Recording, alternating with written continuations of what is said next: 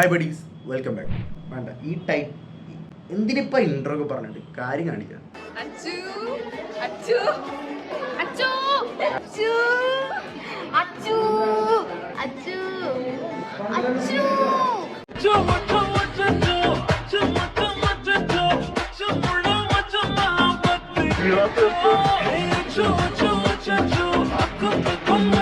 ഇത് കേൾക്കുമ്പോണ്ടല്ല ഓക്കെയാണ്, ചുമ്മാ അച്ചു അച്ചു അച്ചു എന്ന് വിളിക്കുക. അഡ്മിൻ ഇത് കേൾക്കുന്ന അഡ്മിനെ വീട്ടിൽ വിളിക്കുന്ന പേരും അച്ചു എന്നായത് കാരണം ഇത് കേൾക്കുമ്പോൾ ഒരു പ്രത്യേക ഫീലാണ്.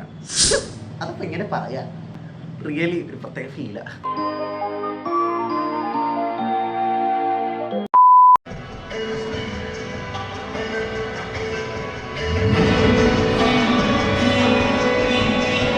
എടാ ചെറുക്ക, കിടന്നിങ്ങനെ വർക്കൗട്ട് ചെയ്തിട്ട് പെൺപിള്ളേരെ അട്രാക്ട് ചെയ്യാൻ വേണ്ടി വർക്കൗട്ട് ചെയ്തിട്ട് അതെനിക്ക് പെണ്ണ് കിട്ടാൻ പോകുന്നില്ല.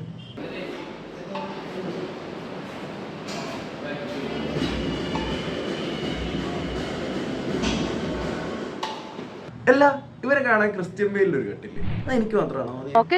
എന്തൊരു ചേർച്ച ആക്ച്വലി ഉണ്ട് അല്ലേ.